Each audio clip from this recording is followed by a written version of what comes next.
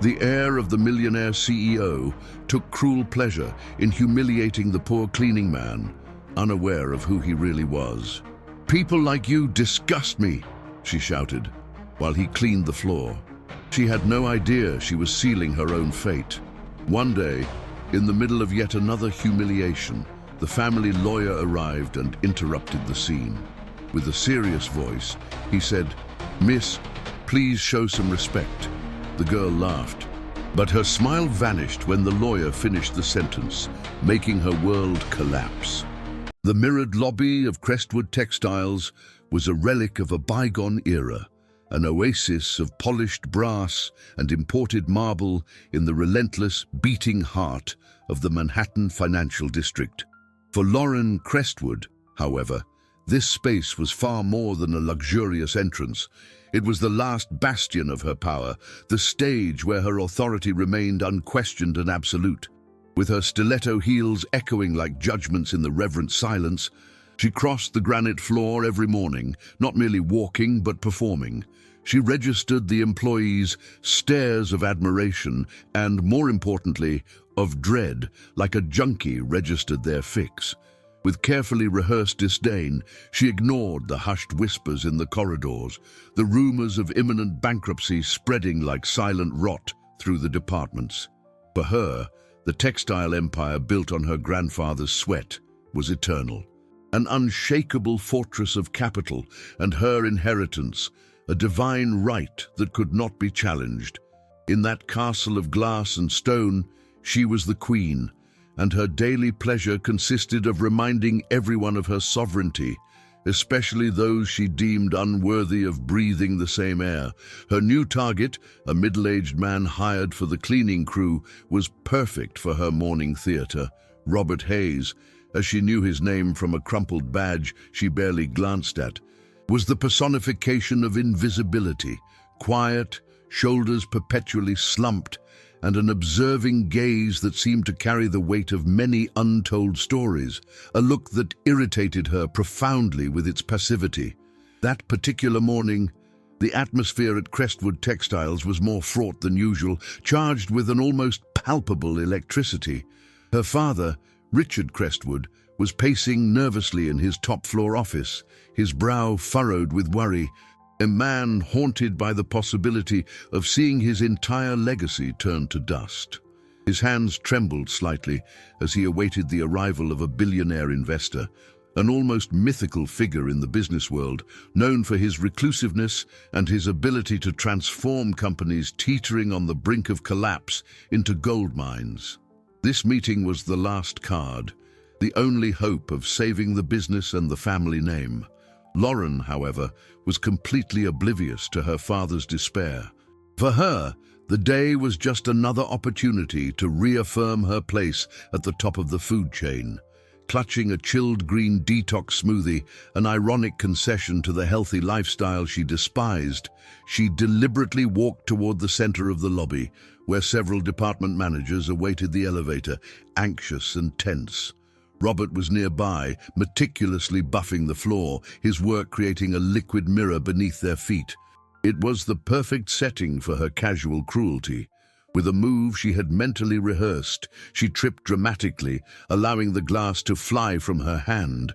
The thick, green liquid splattered onto the floor, violently splashing the impeccably clean uniform of Robert Hayes.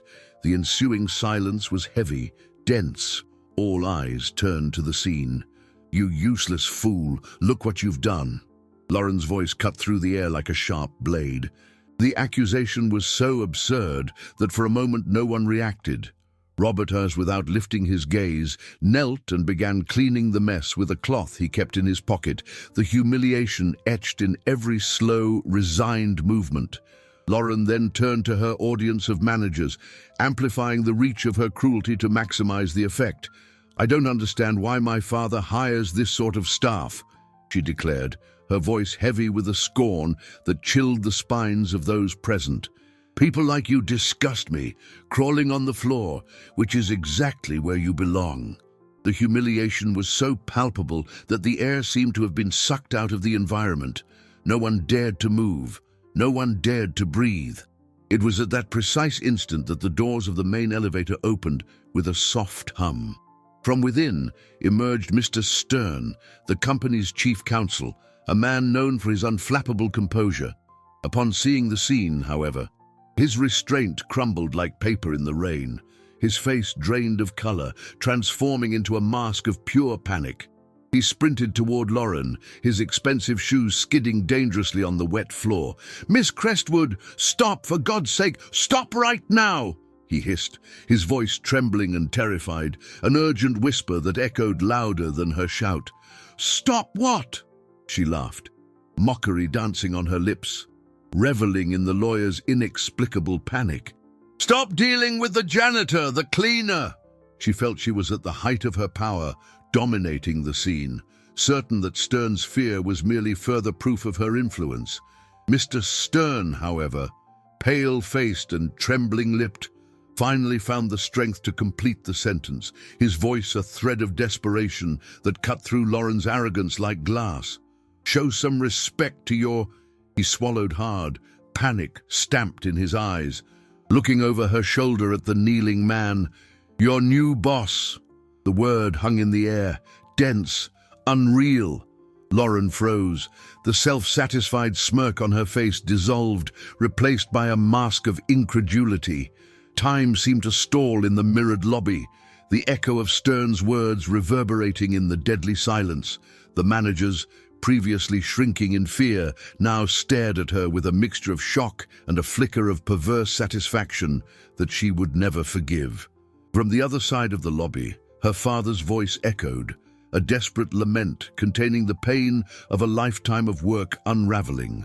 Lauren. He had arrived for the meeting of his life only to find the gallows of his empire, with his own daughter acting as the executioner. Robert, the janitor, slowly rose to his feet, the dignity in his movements contrasting violently with the humiliation he had just suffered. He wiped his juice-stained hands on his soiled uniform and looked directly at Mr. Crestwood, who was paralyzed, his face ashen with horror. "I told Mr. Stern I would arrive a day early. Undercover," Robert said. His voice, once meek and submissive, was now completely different, firm, resonant, charged with a glacial authority that seemed to drop the ambient temperature. "I save companies, Mr. Crestwood, not playgrounds for spoiled children. I needed to see the culture your daughter would create when she took command, the true asset or liability of any business." He pulled an impeccably white silk handkerchief from the pocket of his coveralls, a detail so incongruous it bordered on the surreal. He wiped his hands with deliberate calm, then let the handkerchief fall to the floor beside the pool of green smoothie, a gesture of final discard. "I have seen enough. The offer of purchase is withdrawn." Each word was a nail in the coffin of Crestwood Textiles. "I will acquire your direct competitor at 2 p.m. The order for NASDAQ acquisition has already been issued, and I will make sure to hire all your valuable employees when I run you into the ground, because human capital is what truly matters." His gaze then fixed on Lauren. She was pale, breathless, as if she had been punched in the stomach. Her world, built on a foundation of privilege and contempt, was disintegrating before her eyes. "As for you, miss," his voice was cutting, precise, "enjoy the disgust. You'll be feeling a lot of it very soon when you're looking for your first real job." Without another word, Robert turned and walked toward the exit. His steps were firm, the sound echoing in the deadly silence of the lobby. No one moved, no one dared to speak, only the sound of an empire crumbling. Brick by brick, Mr. Crestwood released a guttural sound, a sob of pure agony, and his legs gave way. Mr. Stern rushed to support him, preventing him from falling. Lauren remained motionless, an ice statue at the center of the catastrophe she had created. The sweet, cloying smell of the green smoothie seemed to permeate the air, the fragrance of her own ruin. For the first time in her life, the reflection in the lobby mirrors showed her not a queen, but a lonely fool, abandoned in the rubble of her own kingdom. The drive back to the Greenwich estate was submerged in a heavy, suffocating silence, more oppressive than any scream. The driver, a man who had worked for the family for decades and watched Lauren grow up, kept his eyes fixed on the road, but she could feel his embarrassment and pity through the rearview mirror, a look that hurt her more than any accusation. Her father, sitting beside her, was a shadow of the man who had left home that morning. He didn't look at her, he didn't scold her, he only stared out the window, but he wasn't seeing the stunning Connecticut landscape. His eyes were lost in an abyss of despair, the weight of generations, the fortune built through sweat and vision, the legacy he had strived so hard to maintain. It had all vanished in a single act of stupid cruelty. When they arrived, he didn't wait for her. He got out of the car and entered the house without a word, his shoulders slumped under an invisible weight. Lauren followed him, the sound of her heels now hollow and aimless in the vast, silent rooms, an echo of her own insignificance.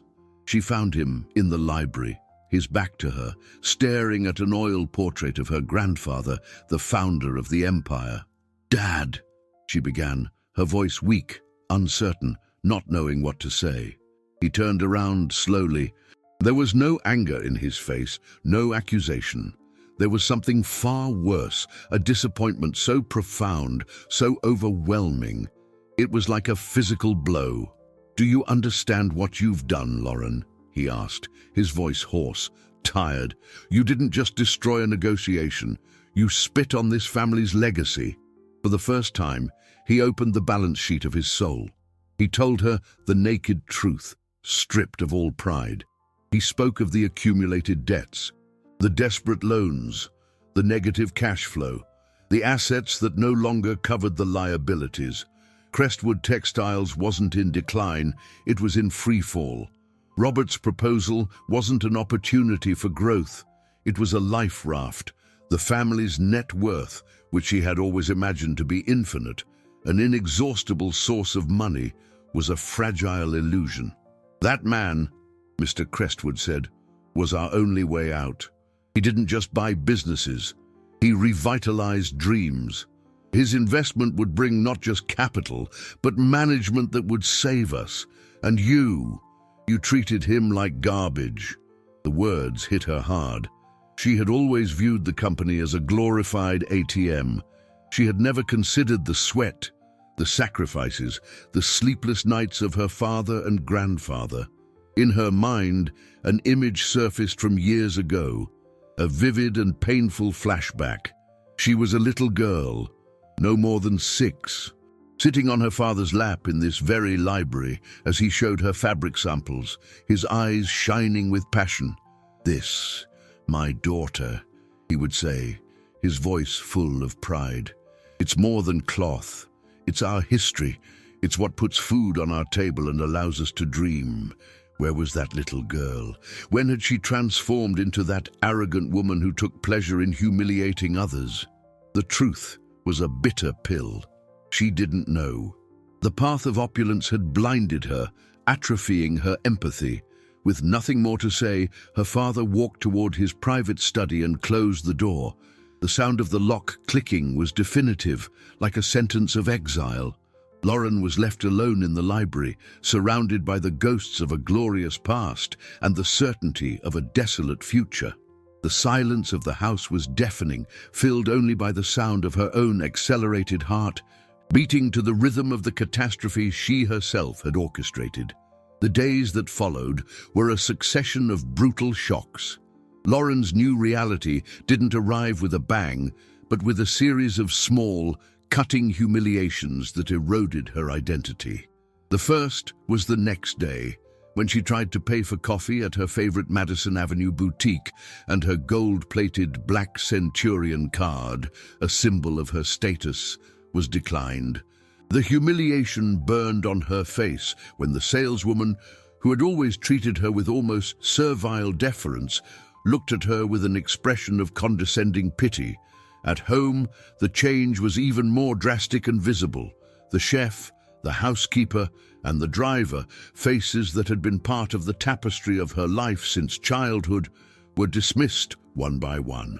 Her father paid them with what little remained in his personal accounts. The farewell marked by awkward hugs and silent tears that Lauren felt as accusations. Suddenly, the immense, formerly bustling mansion became an echoing mausoleum, a vast, empty space that amplified her solitude. For the first time in her life, Lauren had to make her own bed, prepare her own food. The kitchen, a previously unknown territory, became a labyrinth of appliances she didn't know how to operate, resulting in burned toast and canned dinners. Silence was her constant companion, broken only by the shuffling steps of her father, who spent most of his time locked in his study, dealing with creditors and lawyers. In an act of desperation, she tried calling her friends, her companions from parties and trips. The news of the Crestwood Textiles' downfall, however, had spread through the New York social circle like wildfire. Calls were not returned. Invitations, once daily, ceased completely. She was socially isolated, a pariah in the world she once governed, discovering the hardest way that her popularity was an asset directly linked to her family's fortune. On a grey, rainy afternoon, while rummaging through a closet in search of anything valuable she could sell, she found an old photo album of her mother. The images showed a radiant woman, full of life, posing alongside her father at social events, but also amidst rolls of fabric in the old factory.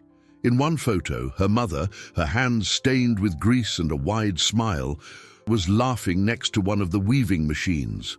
Lauren had always remembered her mother as an elegant, distant figure, the perfect hostess.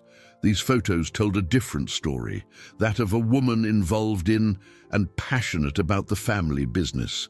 The discovery left her confused, questioning the very memory she had constructed of her family and of herself. What else didn't she know? That glimmer of curiosity was abruptly interrupted.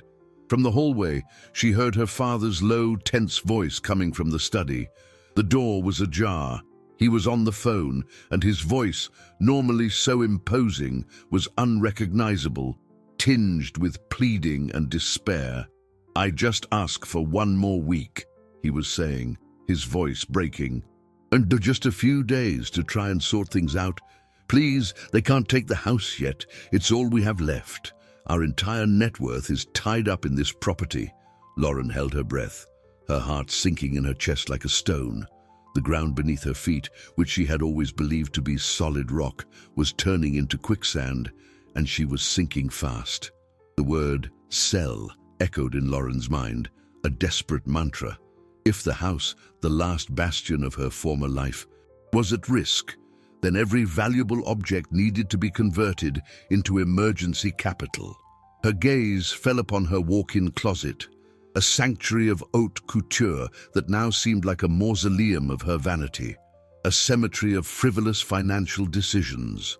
Piece by piece, she began separating dresses, bags, and shoes, each designer label a painful reminder of a squandered fortune. Among the pieces was an exclusive evening gown, a unique creation that had cost her the equivalent of an entry-level vehicle. She remembered the designer who had drawn it, a talented woman named Clara Morales, whom Lauren had treated with the same arrogance she afforded all inferiors. She remembered complaining about the deadline, demanding absurd last-minute alterations, and negotiating the price with contempt. With her face burning with shame, she realized that Clara might be the only person who could buy, or at least consign, such a specific and expensive piece. Swallowing the last of her pride, Lauren found the address of Clara's small studio in Dumbo, Brooklyn. The place was the opposite of everything she knew, a colorful converted warehouse space with a vibrant, genuine air of creativity that contrasted with the sterile opulence of her mansion. Clara received her at the door, the surprise on her face quickly replaced by an expression of calm neutrality. She didn't look happy to see her, but there was no hostility in her gaze, only quiet observation. "Miss Crestwood," she said, the formality sounding strange in the relaxed setting. Lauren, awkward and feeling small, explained the reason for her visit, holding out the heavy garment bag like a peace offering. Clara invited her in. The studio was small but organized, full of fabrics, mannequins, and sketches tacked to the walls. It smelled of thread, hard work, and fresh coffee. Clara examined the dress with a professional eye, her skilled fingers tracing the seams. "It's a beautiful piece," she admitted, "but I don't have clients for something like this right now. My business is more modest these days." Lauren felt the desperation grow, a knot forming in her throat. I need the money," she confessed, her voice barely a whisper. It was the first time she had admitted her vulnerability to another person. Clara watched her for a long moment, a look that seemed to see through all the layers of arrogance to the frightened young woman underneath. "The value of things changes, miss," Clara said, her voice soft but firm. "This dress was worth a lot when you could afford to wear it. Now, its value is only what someone is willing to pay." Her words were not cruel, but they were a lesson. A lesson about value, perception, and reality. Clara did not buy the dress. Instead, she went to a small kitchenette at the back of the studio and returned with a plate of homemade bread and a cup of hot coffee. "You look like you haven't eaten in days," she said simply. "Sit down, eat something." That gesture of unexpected kindness, of simple, pure humanity, completely disarmed Lauren. It was charity she hadn't asked for and felt she didn't deserve. Coming from the very person she had treated so poorly, Lauren stood still, the warm plate in her trembling hands, unable to accept or refuse, caught in a limbo between the wounded pride of her past and the overwhelming humiliation of her present. Days turned into weeks, and the fall of Crestwood Textiles accelerated, becoming an unstoppable avalanche. The request for Chapter 11 bankruptcy protection was denied, a quick and brutal blow, and liquidation was decreed. The news covered the business journals, a cold and impersonal obituary for 2 generations of work, reduced to paragraphs about mismanagement and unsustainable debt. The liquidation process began, and the factory, once a center of incessant activity, a living organism pulsating with the sound of looms, became a sleeping giant, silent and melancholy. Auctioneers, serious-faced men with clipboards in hand, tagged machines, furniture, and even the paintings on the walls, transforming the family history into lots to be sold for a fraction of their value. Mass layoffs were the most painful part. Employees who had dedicated their lives to the company, some with decades of service, walked out the gates with cardboard boxes in their hands and expressions of incredulity and betrayal on their faces. Driven by an impulse she didn't understand, a mix of guilt and a need to say goodbye, Lauren went to the factory one last time. She walked through the now silent gates and onto the empty production floor. The smell of oil and fabric still hung in the air, a ghost of former productivity. The echo of her steps was the only sound. She touched the cold machinery, imagining the hundreds of hands that operated them, the thousands of garments born there. For the first time, she didn't see the factory as a source of income, an asset on a balance sheet, but as a community, a living organism she had helped kill. In a forgotten archive room, dusty and ransacked by the liquidators, she found an old folder labeled with her father's name. Inside were not financial reports or contracts, but dozens of sketchbooks. They were old designs, hand-drawn by Richard Crestwood himself in his youth. The strokes were passionate, full of energy and innovation. They were bold designs, experimental fabrics, ideas that showed an artist, not just a businessman. She never knew her father sketched. He had never shared that part of himself with her. Looking at those drawings, she saw the young man he had been, full of dreams, before the burden of managing an inheritance and raising a daughter alone transformed him into the tired, worried man she knew. Those sketches were the soul of the business, the creative spark that started everything, the family's true treasure. She gathered the notebooks, holding them tightly to her chest, as if they were an invaluable treasure, the only asset that truly mattered. Leaving the factory, The late afternoon sun cast long shadows over the empty courtyard. The silence was oppressive.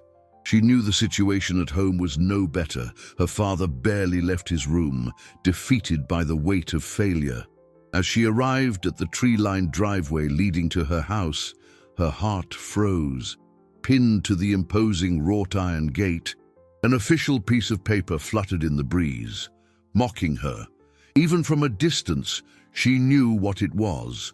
That white paper, with its formal black letters, was the materialization of her worst fear, an eviction notice. The last symbol of her former life was about to be snatched away.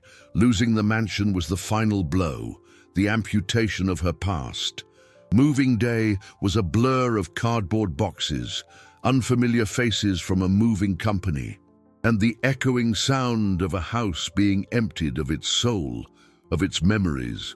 Lauren and her father settled into a small, rented apartment in a modest neighborhood, a place so impersonal and anonymous it seemed to belong to someone else. The contrast with the opulence of their former life was a daily physical shock. The walls seemed to close in on them, and every noise from the street, a car horn, loud music from a neighbor, was an intrusion on their silent grief. Mr. Crestwood, already fading, seemed to shrink further in that new environment. The stress and shame took their toll, and his health began to visibly deteriorate. He spent his days sitting in an old armchair, staring into space, a man haunted by the ghosts of his failures, reliving every wrong decision. Seeing him like this was torture for Lauren. Guilt corroded her, an open wound that wouldn't heal, a poison she took every day.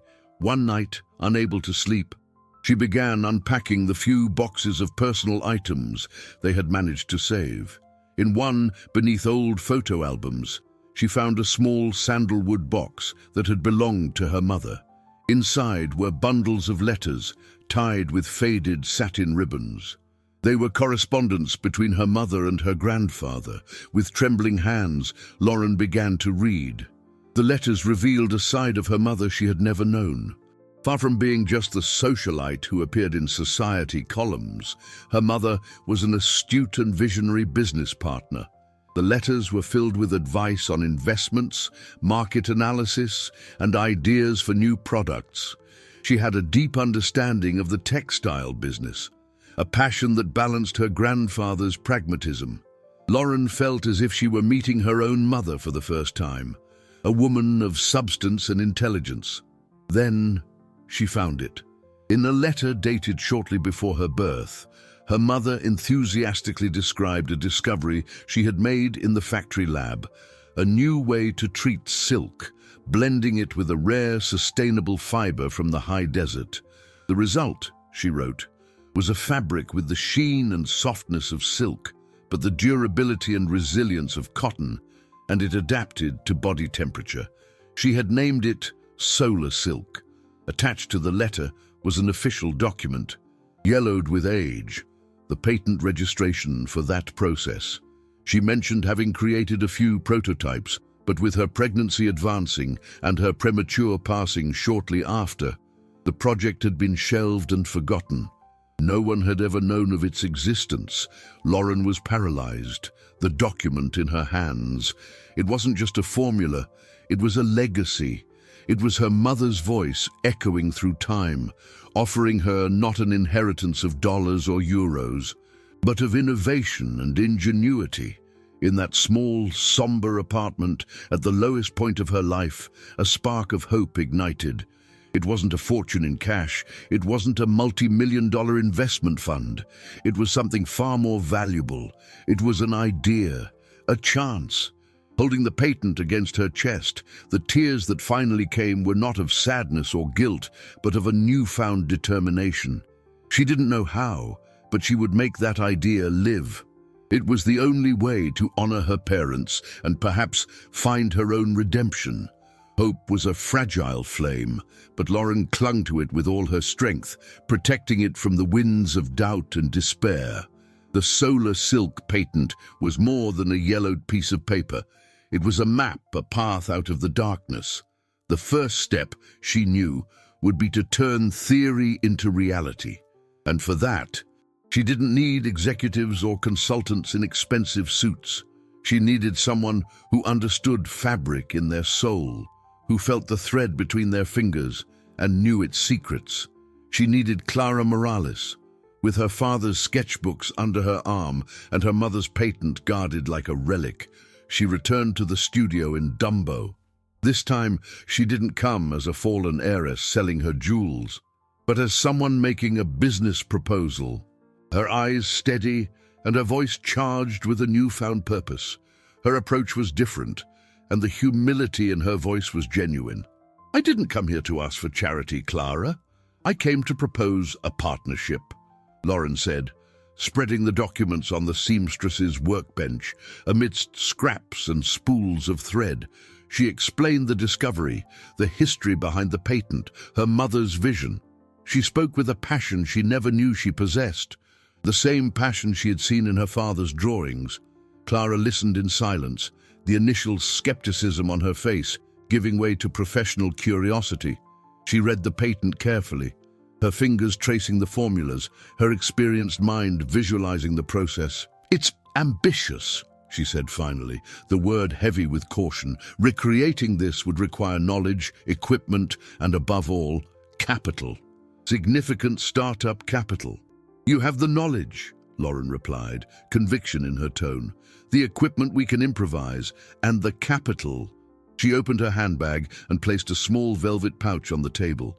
Inside was the last remnant of her old life, a pair of diamond earrings, the last piece of jewelry she hadn't had the heart to sell, a gift from her mother. "It's all I have. We can use it to buy the raw material and rent a space." Clara stared at her, her gaze searching. She no longer saw the spoiled girl who had humiliated her, but a woman fighting desperately for a second chance. She saw the inheritance of a talented family concentrated in this determined young woman. "I know some people," Clara said, after a long silence that felt like an eternity. "Good people, seamstresses, a dyer, people your father laid off who are looking for work." The decision was made. Clara not only agreed to help, but also became the catalyst for assembling a small team. She contacted two other loyal former Crestwood employees, Mr. Antonio, Tony, Diaz, a master dyer with 50 years of experience whose hands knew all the secrets of color, and Mrs. Elsa Rodriguez, a seamstress whose hands could work true miracles with needle and thread. They met in the garage of Clara's cousin's building, a cramped, damp and poorly lit space.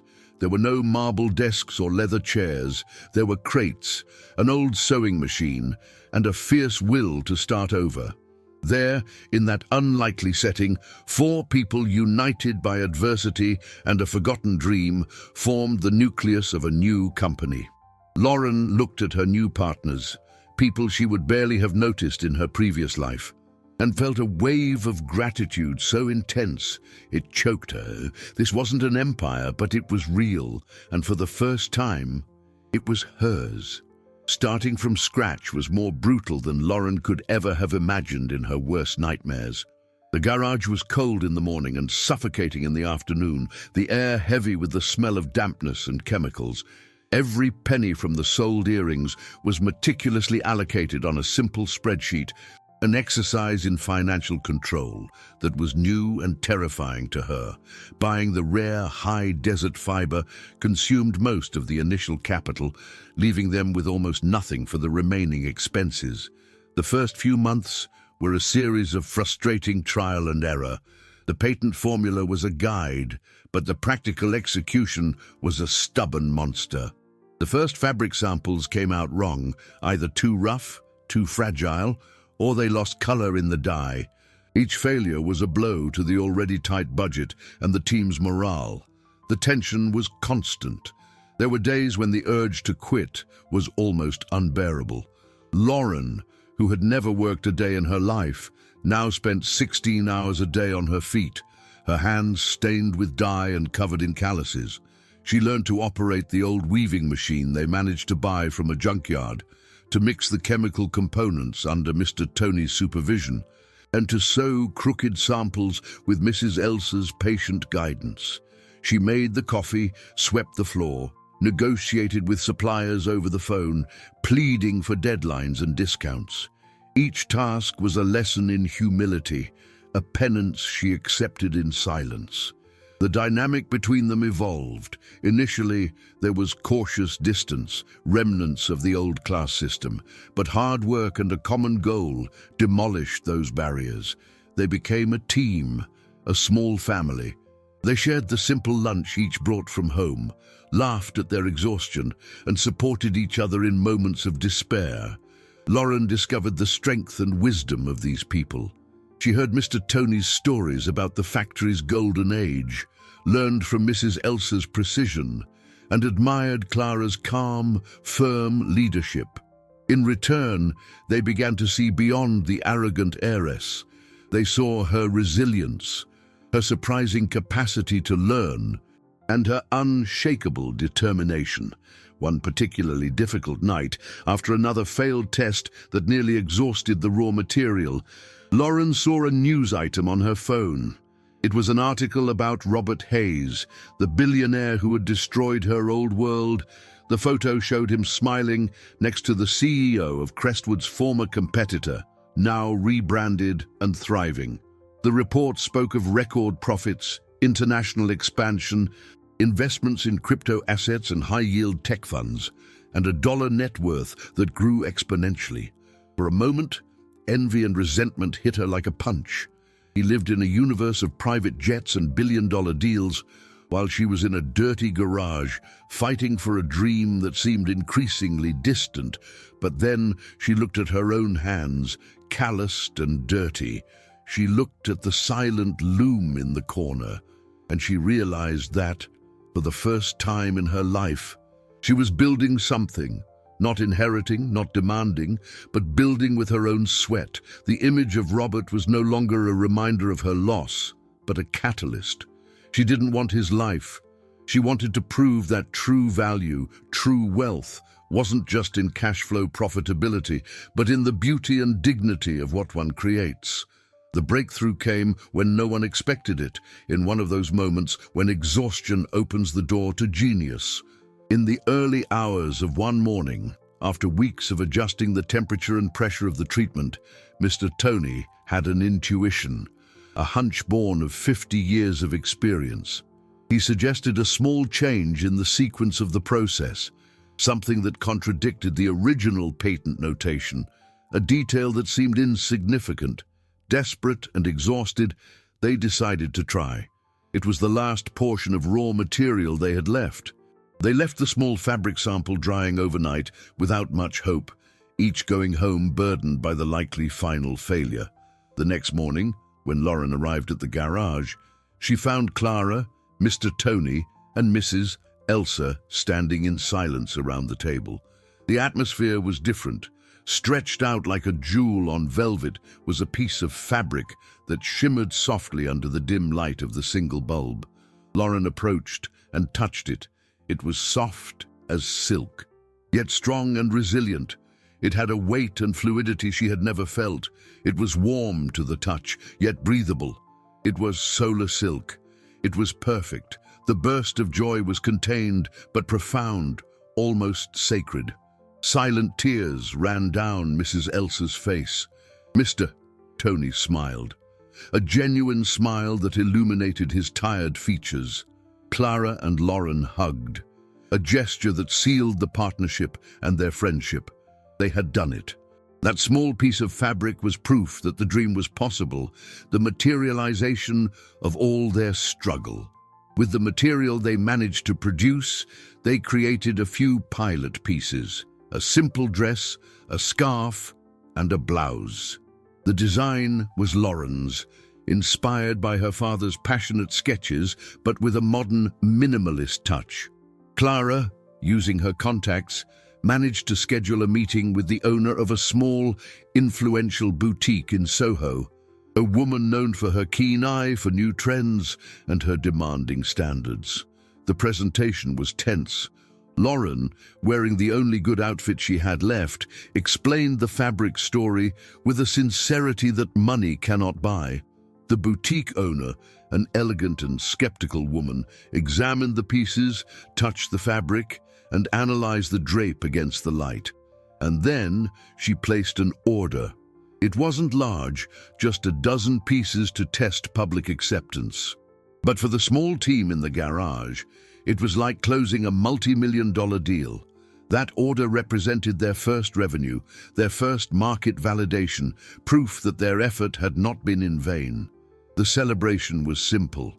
A pizza shared among the four in the garage, the smell of yeast mixing with the chemical scent of the dyes. In that moment, sitting on crates, they shared a feeling of victory that no gala party had ever afforded Lauren. Success, however, attracted unwanted attention.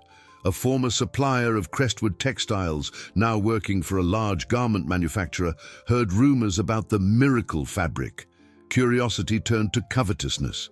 A few weeks later, when Clara went to register the Solar Silk trademark, she discovered that someone had already done it, and to their horror, a rival company, known for its aggressive tactics, announced the launch of a new line with a revolutionary fabric whose description and properties were suspiciously similar. Their small victory was under attack. They had not just created a product, now they would have to fight for it. The news of the plagiarism hit the small garage like a bomb, shattering the fragile structure of hope they had built. The feeling of euphoria was replaced by a cold, paralyzing fear. The company trying to steal their creation was a textile industry giant, a conglomerate with an army of lawyers and almost infinite capital, capable of crushing them in the blink of an eye. They, in contrast, had an old patent, nearly depleted savings, and just enough money for next month's rent. Discouragement swept through the team. Mr. Tony, who had already lost his lifelong job, spoke of retiring for good, feeling too old and tired for another battle. Mrs. Elsa feared for the future, worried about how she would pay her bills. The fight seemed lost before it even began. Lauren, however, felt a cold fury take the place of fear. They had not come this far only to be crushed by someone else's greed. This creation wasn't just a product, it was her mother's inheritance, her father's redemption. They might have money, but we have the truth. We have my mother's story, she said, her voice firm, surprising herself with her own conviction. She spent sleepless nights, hunched over the blue light of her laptop screen, researching intellectual property laws, reading cases of small businesses that had faced giants. The complexity of the legal jargon was overwhelming, but with every article she read, her determination grew. She knew they needed professional help, but they couldn't afford it. It was then that she remembered Mr. Stern, the chief counsel of the former Crestwood Textiles, the man who had witnessed her humiliation and ruin. Swallowing her pride, she arranged a meeting. He received her in an office much smaller than his old one, a sign that the fall of the Crestwoods had also affected him. Mr. Stern looked older, more tired. He listened to Lauren's story in silence, examining the patent and the evidence she had gathered. He felt a pang of guilt over the company's collapse, a feeling that he could have done more to prepare Mr. Crestwood for the reality. Seeing his former boss's daughter, now transformed by adversity, fighting so fiercely for a legitimate legacy, awakened in him a sense of duty and a chance for his own professional redemption. "I can't charge you for this, Lauren," he said finally, "but I consider it a moral obligation to help protect your mother's legacy. We will fight." The legal battle was grueling. The rival company tried to intimidate them, offering a ridiculous settlement to make them drop the complaint. They refused. Mr. Stern, using his vast experience, moved the action with surgical precision, focusing on the patent's anteriority and her mother's letters as irrefutable proof of the idea's conception. Lauren became the face of the fight. She gave interviews to small fashion blogs and local papers, telling the story behind Solar Silk. She didn't talk about numbers or business, but about legacy. passion, and the injustice of a large corporation trying to crush a small dreamer. The story began to gain traction, creating a wave of public sympathy. She was no longer the arrogant heiress, but an entrepreneur fighting for her rightful inheritance. The struggle strengthened her, teaching her to use her voice not to humiliate, but to inspire and defend what was right. Victory would not be easy, but for the first time, she felt she had an army, however small, by her side. The opportunity of their lives arose unexpectedly, an invitation to participate in a prestigious National Textile Expo at the Javits Center. It was a last-minute vacancy, seeded by an exhibitor who had cancelled. The cost was high, consuming all their savings and the small profit they had made. But they knew it was a unique chance to present Solar Silk to major buyers and perhaps attract the investment needed to expand production and finance the long legal battle that was dragging on. Their booth was tiny, almost a cubicle, squeezed between the lavish pavilions of multinational conglomerates, which showcased elaborate displays and aggressive sales teams. The decoration was simple, done by themselves, with the few pieces they produced highlighted against a background of raw fabric. Lauren, Clara, Mr. Tony, and Mrs. Elsa took turns staffing the booth, their hearts beating with nervousness and hope. In the first few days, they were virtually ignored. Large buyers walked straight past, drawn by the lights and established names. But gradually, the uniqueness of the fabric began to draw the attention of independent designers and smaller boutique owners. The story behind the brand, passionately told by Lauren, captivated those who stopped to listen. On the last day of the expo, while Lauren was explaining the fabric's properties to a potential client from Argentina, a shadow fell over the booth. The chatter around them subsided.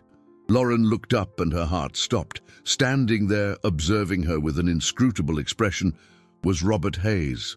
He wasn't wearing janitor coveralls, but an impeccably tailored suit that exuded power and wealth, a multi-millionaire in his natural habitat.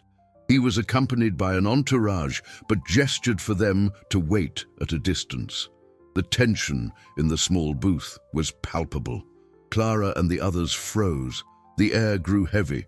Robert walked slowly into the booth, silence following his steps. He said nothing. He simply reached out and touched the dress on the mannequin. The same fabric Lauren's mother had dreamed up decades ago. His fingers, accustomed to analyzing balance sheets and signing billion-dollar contracts, explored the texture with the concentration of an expert. Lauren felt her mouth go dry. What did he want? To humiliate her again, to buy her small company for a pittance and claim the creation for himself. "Tell me about your cash flow," he said, his voice low, but cutting.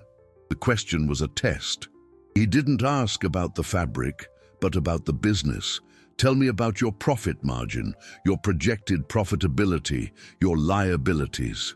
It was his language, the language of power she had once tried to imitate. Pulling a strength she didn't know she had, Lauren met his gaze. She did not back down. Calmly, she cited the modest figures, the limited production, the costs. But then, her voice changed. She stopped talking about money and started talking about value. She spoke of her mother's legacy, her team's talent, the passion that moved every thread of that fabric. "Our assets aren't just on the balance sheet, Mr. Hayes," she said, her voice firm. "They are in Mrs. Elsa's hands, in Mr. Tony's wisdom, and in Clara's vision. Our greatest capital is human. That is something no spreadsheet can measure." She didn't apologize for the past. She didn't beg for forgiveness. She simply presented herself as the woman she was now, forged in the fire of adversity. Robert listened in silence, his face an impenetrable mask. Their future, everything they had fought for, hung suspended in that moment, dependent on the decision of the man she had once called useless. A long silence stretched through the booth, heavy with meaning and untold history. Robert continued to analyze the fabric between his fingers, but his gaze was distant, as if seeing something beyond texture and color. Finally, He lifted his eyes and met Lauren's. There was no coldness in them, no contempt. There was something that resembled respect. "I started my first business selling homemade bread my mother baked," he said, his voice surprisingly soft, devoid of his corporate armor. "I went door to door. I learned more about the value of work and dignity in those days than in any boardroom meeting." The revelation caught everyone by surprise. The reclusive billionaire was giving them a glimpse of his humble past, connecting with them in an unexpected way. "I never invest only in companies or financial instruments," he continued. "I invest in people. That day in the lobby, I saw in you the worst version of what money and privilege can create. But I kept watching from afar. I heard about the legal battle, about the garage, about this expo. I needed to see if your grandfather's seed and your mother's passion still lived in you." He paused, and the world seemed to hold its breath, their fate hanging on his next words. "They do." The proposal he made was not what anyone expected. "I don't want to buy your company," he said. "I want to invest in it. I will be a silent partner. I will provide the capital to expand production, to build a modern factory, and to finance the best legal defense money can buy. In exchange, I want a share of the profits and dividends, but the management, the soul of the business, will remain yours, with one condition." "What is it?" Lauren asked, her voice trembling, barely daring to believe. "That the company always remembers where it came from, that every employee, from the factory floor to the executive suite, is treated with the dignity you denied me that day." At that moment, Richard Crestwood arrived at the booth. He had come, still frail, to give his daughter moral support on the final day. He stopped abruptly upon seeing Robert.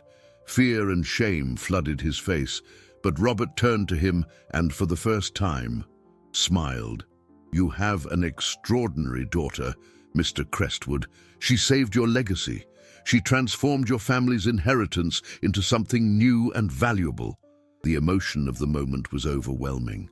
Mr. Crestwood looked at Lauren, not with the disappointment from before, but with an immense pride that transfigured him, restoring his posture and the light in his eyes. He embraced his daughter, a hug that healed years of distance and misunderstanding. The agreement was sealed right there, with a handshake. The battle was far from over, but now they had the resources to fight and win. At the end of the day, as they dismantled the small booth, the team no longer felt like a group of underdogs. They were the future. Lauren looked at her partners, her family, and felt a peace that no fortune had ever given her. Redemption wasn't about erasing the past, but about building a future worthy of it. A future where human value was the main asset. 3 years later, the new Crestwood Textiles was a name whispered with admiration in fashion and business circles. The factory, built in an ecological industrial park, was a model of technology and sustainability. Solar Silk became a global success, coveted by designers from Paris to Tokyo, not just for its quality, but for the story of resilience and innovation carried in every fiber. The company thrived, generating impressive profits and paying generous dividends not only to Robert Hayes, the investor partner, but also to Clara, Mr. Tony, and Mrs. Elsa, who became minority shareholders, a just reward for their loyalty and hard work. Their personal wealth grew, but the greatest wealth they possessed was the pride of what they had built together.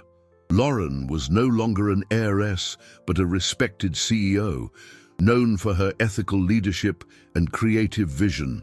She and her father had rebuilt their relationship on a foundation of mutual love and respect. His health had improved, and he served as a counselor, happy to see his family's passion flourish in his daughter's competent hands, free from the burden of daily management.